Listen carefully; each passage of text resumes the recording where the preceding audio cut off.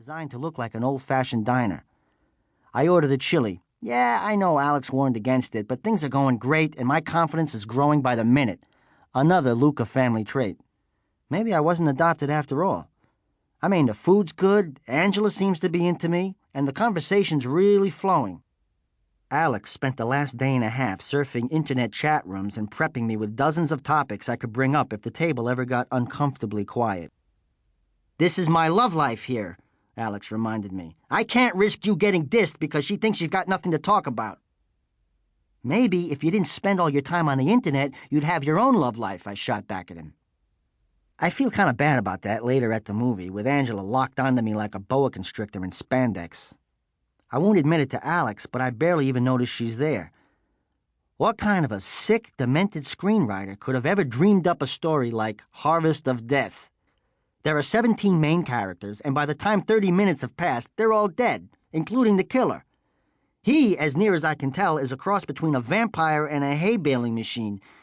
Just when I'm thinking there's no one left to be in the rest of the movie, along comes a troop of girl guides menaced by the vampire's evil twin. Yes, the first killer was the good guy, or the good hay-baler. Take your pick.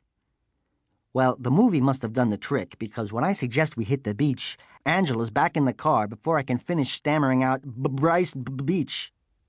So much for the extensive begging, cajoling, and negotiating Alex prepared me for.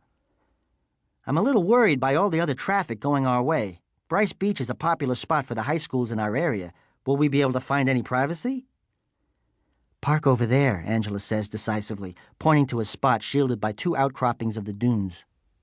I can't help suspecting she's been here before. She's a woman with experience. We get out of the car and stand silhouetted in the moonlight as the surf pounds against the shore and a whispering wind. You get the picture. I'll never describe it right. I'm a Luca. Anything more than a series of grunts is considered eloquence from us. The point is, everything's perfect, as if the supreme power has stepped in to set it all up for me.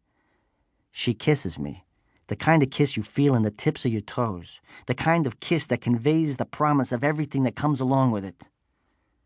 "Got a blanket or something?" "Everything is provided for your comfort," I managed to croak.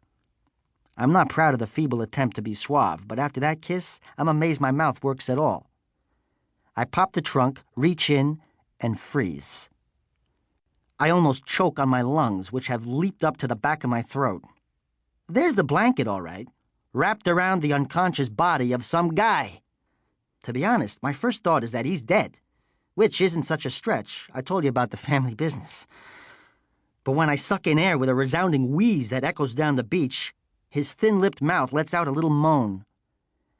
"I'm waiting," Angela teases in a playful sing-song voice.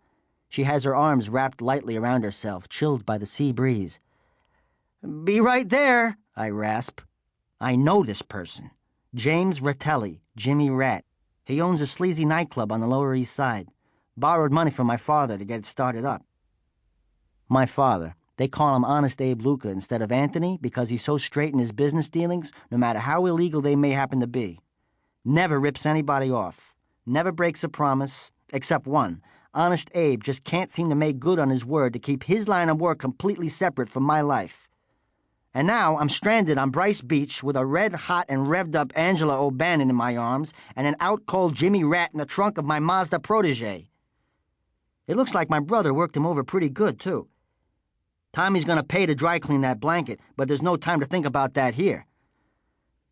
Now, this doesn't exactly put me in the mood for love, but I've got to stall for time, and I can only think of one way to do it. I clamp myself onto Angela like there's no tomorrow. I guess she misinterprets my desperation as grand passion and starts kissing me.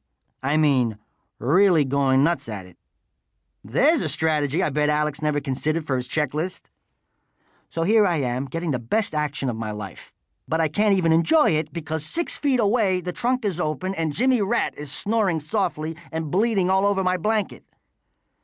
At this point, I'm committed to a course of action. I try to ease Angela down to the beach, but she pulls away. "Get the blanket!" "The beach is nice and soft. I don't want sand all over me," she exclaims, furthering my suspicion that she's an old hand at this. She dances around me, and before I can stop her, she's staring into the trunk at the blanket and its current occupant. Well, don't even ask about the scream.